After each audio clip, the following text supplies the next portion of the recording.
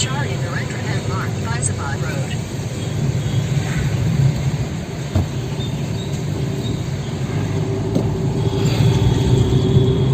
Continue on Faizabad Road for 3 kilometers. Hello guys, I am your host and dost Naren Tiwari and welcome back to my channel Naren Paradise. I hope you guys are doing fine. So guys, again today is Sunday and सबकी छुट्टी है और हम सारे लोग आज जा रहे हैं अयोध्या। लास्ट टाइम चंडिका देवी की तरह आज भी मेरा बाइक से जाने का प्लान था, लेकिन बाइक के साथ जाने में प्रॉब्लम ये हो रही थी कि अभी बाइक का नंबर नहीं आया है और उसकी आरसी भी नहीं बनी। तो वैसे भी हफ्ते भर के बाद उसकी सर्विसिंग करानी होगी और तब तक 1 महीना हो जाएगा, तो आरसी और नंबर प्लेट भी आ जाएगी। फिर कोई राइड प्लान करेंगे बाइक के ऊपर। दोस्तों, अयोध्या भारत के राज्य उत्तर प्रदेश के अयोध्या ज़िले का एक नगर और ज़िले का मुख्यालय है। सरयू नदी के तट पर बसा अयोध्या एक अति प्राचीन धार्मिक नगर है। मान्यता है इस नगर को मनु ने बसाया था और इसे अयोध्या का नाम दिया, जिसका अर्थ होता है अ प्लस युद्ध, यानी कि जिसे युद्ध के द्वारा प्राप्त ना किया जा सके। इसे कौशल जनपद भी कहा जाता था। पौराणिक मान्यताओं के अनुसार अयोध्या में सूर्यवंशी, रघुवंशी और अर्कवंशी राजाओं का राज्य हुआ करता था, जिसमें से भगवान श्री राम ने अवतार लिया था। भैया, ये सरयू की तरफ जाने के लिए किधर से जाए? सीधा हाईवे लगे 5 किलोमीटर। 5 किलोमीटर सीधा बिल्कुल का बोर्ड लगा होगा, ऐसे बोर्ड का। अच्छा, ये फ्लोर चढ़ जाना, ओवरब्रिज मिलेगा। हाँ, दूसरा वाला नहीं चढ़, नीचे सभी रोड से जाएगा। यहाँ पर 7वीं शताब्दी में चीनी यात्री ह्वेनसांग भी आया था, जिनके अनुसार यहाँ पर उस समय 20 बौद्ध मंदिर थे और 3000 भिक्षु रहते थे। यह नगरी सप्तपुरियों में से एक है।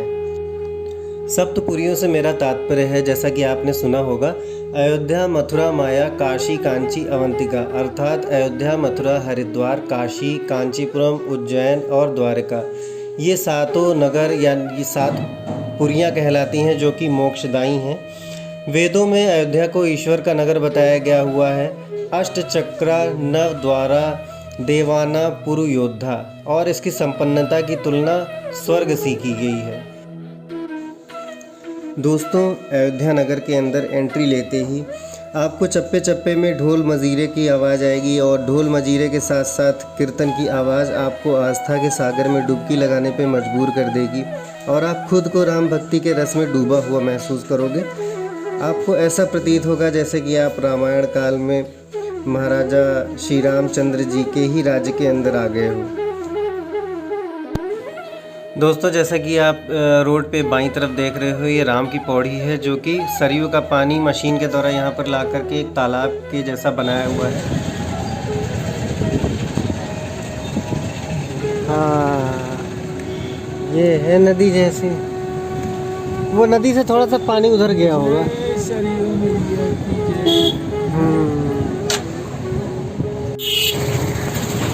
तो दोस्तों, हम लोग अयोध्या पहुंच गए हैं और अयोध्या में सबसे पहले हम आए हैं सरयू नदी के तट पे, ताकि वहाँ से और सरयू नदी के तट पे स्नान करने के बाद फिर हम जाएंगे हनुमानगढ़ी और राम मंदिर कार्यशाला के दर्शन करने। तो दोस्तों, अयोध्या उत्तर प्रदेश में पड़ता है और भगवान राम की जन्मभूमि और कर्मभूमि दोनों है। अयोध्या लखनऊ से टोटल 143 किलोमीटर दूर पड़ता है। लखनऊ से अयोध्या आने के लिए आप जो है कार से आ सकते हो, बस से भी आ सकते हो, ट्रेन से भी आ सकते हो। और अगर आप लखनऊ के अलावा बाकी कहीं से भी आ रहे हो, आप बनारस से, इलाहाबाद से, कहीं से भी आ सकते हो। लखनऊ से जैसे कि हम आए तो नेशनल हाईवे 30 से हम आए हैं। 143 किलोमीटर था, तो करीब 2-2.5 घंटे का सफ़र था ये। एंड अगर आप बाहर से आ रहे हो, फ़्लाइट से आ रहे हो, तो जो सबसे नियरेस्ट एयरपोर्ट पड़ेगा वो पड़ेगा लखनऊ का ही। तो लखनऊ में आप एयरपोर्ट पे उतर करके वहाँ से आप बस से या ट्रेन से या फिर कार से किसी भी तरीके से आप यहाँ पर पहुँच सकते हो। आना बहुत ही आसान है। जैसे कि आपने देखा, जो नेशनल हाईवे 30 था अयोध्या आने के लिए, वो बहुत ही ज़बरदस्त बनाया हुआ था। रास्ते में खाने पीने हर चीज़ की दुकानें भी अवेलेबल थी। और जब आप नेशनल हाईवे 30 से आओगे, अगर आप खुद की कार से आ रहे हो, तो वैसे तो आपको गूगल मैप में दिखा देगा, आपको लेफ़्ट मुड़ना होता है। लेफ़्ट मुड़ने के बाद आपको राम मंदिर कार्यशाला पहले पड़ती है, उसके आगे जा कर के आपको ये सरयू नदी का तट मिल पड़ता है। तो ये जो घाट है, ये नया घाट है। आप पहले आकर के यहाँ पे स्नान कर सकते हो दर्शन से पहले। सरयू नदी के नए घाट की रौनक आप देख सकते हो। मोटर बोट्स चल रही हैं। बहुत ही सुहावना मौसम हो रहा है यहाँ पे। तो दोस्तों, अगर आप सरयू नदी में स्नान पहले करना चाहते हैं मंदिर में दर्शन के, तो आप इस नए घाट पे आ सकते हैं। और बहुत ही साफ़ सफाई, वैसे आजकल मुझे लगता है कोरोना की वजह से शायद भीड़ कम है। आप जैसा कि देख रहे हो पीछे नदी का पानी भी काफ़ी साफ़ ही है। और इस जगह को मैं इसलिए मेरी फैमिली ने चुना क्योंकि पीछे जो है लेडीज़ के लिए चेंजिंग रूम भी बने हुए हैं। और अगर आप सरयू नदी में स्नान नहीं करना चाहते हो, डायरेक्ट दर्शन करना चाहते हो, तो आप हनुमानगढ़ी जा सकते हो। और भगवान राम का जो मंदिर बन रहा है, तो उसका काम जहाँ पे हो रहा है उसके बारे में जानने के लिए आप भगवान राम की मंदिर की कार्यशाला में भी जा सकते हो।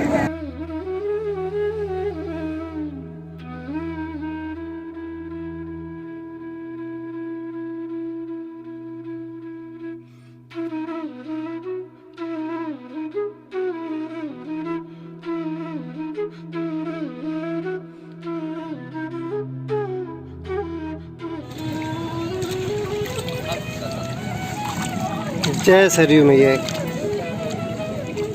कोरू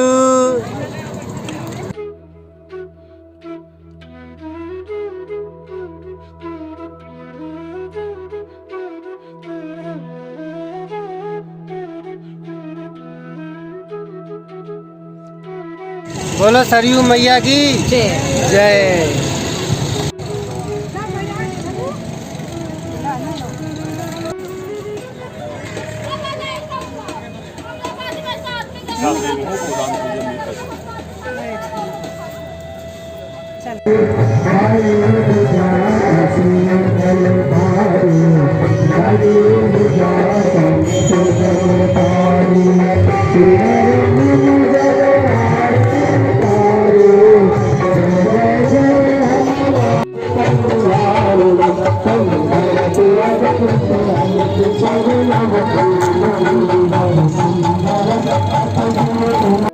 दोस्तों, हमने जहाँ पे स्नान किया वो मेन सरयू नदी का तट था।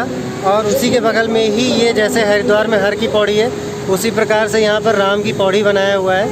ये नदी का पानी ही है जो इस मशीन से यहाँ पर जाता है। और ये तालाब टाइप का कुंड बनाया हुआ है जिसका कि नाम राम की पौड़ी है। और आप लोग आकर के यहाँ पर भी स्नान कर सकते हो। यहाँ पर कमर तक पानी होगा, इसके डूबने का भी आपके कोई भी खतरा नहीं है।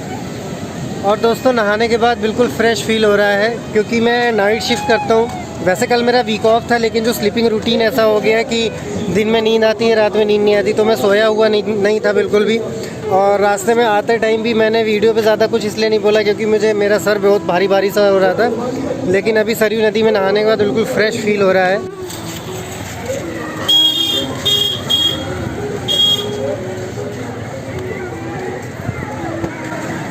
यहाँ का तो मज़ा ही और है।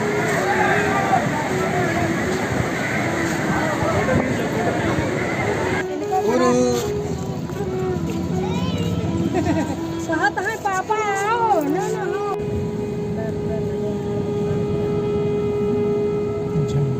सरयू नदी में नहाने के बाद बगल में नागेश्वर महादेव का मंदिर है जहाँ पर आप जल चढ़ा सकते हैं। और वहाँ से 1.5 किलोमीटर की दूरी पे बाकी सारे मेन मंदिर हैं, हनुमानगढ़ी, सीता रसोई और जन्मभूमि। ये जो रास्ता है ये सरयू नदी की तरफ से आता है और ये ऊपर हनुमानगढ़ी का किला और मंदिर दिख रहा है। दोस्तों, ये है हनुमानगढ़ी का फेमस मंदिर जो कि 10वीं शताब्दी में बना था और ये सरयू नदी के तट पर बना हुआ है। ये अयोध्या नगरी के बिल्कुल सेंटर में बना हुआ है और काफ़ी हाइट पे बना हुआ है। मंदिर के अंदर जाने के लिए 76 स्टेप्स आपको चढ़ने होते हैं। मंदिर में उसके बाद ही आप प्रवेश कर पाते हैं। 76 सीढ़ियाँ चढ़ने के बाद हनुमान जी को डेडिकेटेड ये मंदिर श्रद्धालुओं के लिए आस्था का केंद्र रहा है हमेशा से। रावण पे विजय प्राप्त करने के बाद जब श्री राम लौटे थे तो हनुमान जी यहीं पर रहने लगे थे। इसीलिए अयोध्या आने पे सबसे पहले हनुमानगढ़ी के दर्शन की यात्रा से ही अयोध्या की यात्रा की स्टार्टिंग करते हैं।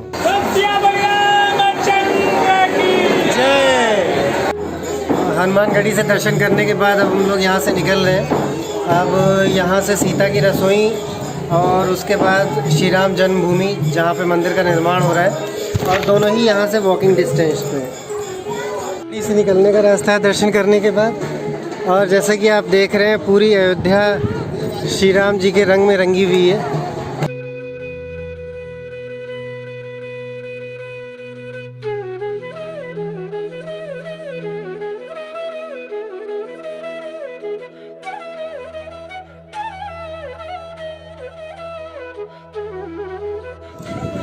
कौन सा पक्षी है? श्यामा पक्षी।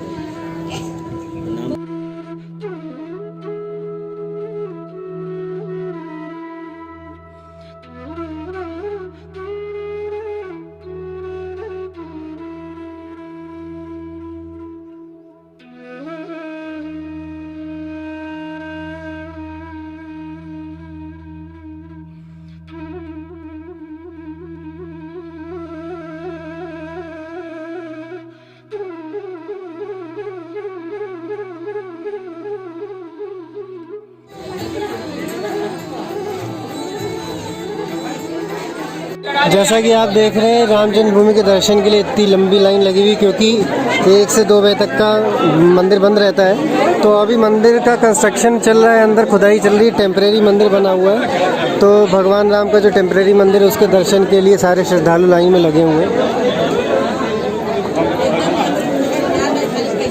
अंदर मोबाइल फ़ोन पर्स कुछ अलाउड नहीं है, वो आप बाहर लॉकर में, यहाँ पर लॉकर लेकर के 20 रुपये का उसमें आप रख सकते हैं, आपको चाबी मिल जाएगी आपकी। अच्छा, अब हरे रंग का ट्राई करते हैं, ठीक है। कौन सा हरा रंग? ये वाला हरा रंग? लाइट ले लो, लाइट। हाँ, लाइट वाला। स्काई ब्लू बढ़िया लग रहा है।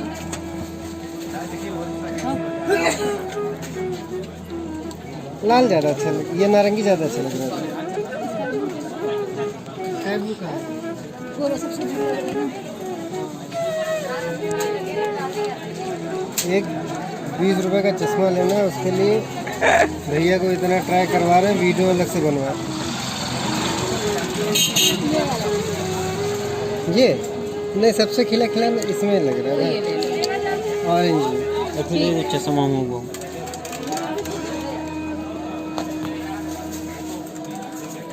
है ना, देखो। ये ले लो, ठीक है, ये हो गया। ठीक, थैंक यू।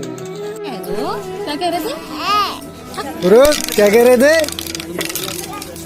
लो, नहीं ये लो। हाँ, आप बताओ क्या कह रहे थे? जय श्री राम। जय श्री राम। मैं थक गई। क्या कह रहे थे? इसके साथ अपनी अपनी बीवियों को भूत भगा सकते हैं। दोस्तों, हनुमानगढ़ी में हनुमान जी के दर्शन करने के बाद, भगवान राम के दर्शन करने के बाद अब हम आ गए हैं ये राम जन्मभूमि कार्यशाला में। यहाँ पे मंदिर बनाने का सारा स्तंभ और सारा सामान यहीं पे बन रहा है, सारी। तो चलिए अंदर चल के देखते हैं क्या है। और उसके साथ साथ बाहर एक पान की दुकान थी, तो मैंने सोचा थोड़ा मीठा पान भी खा लेता हूँ।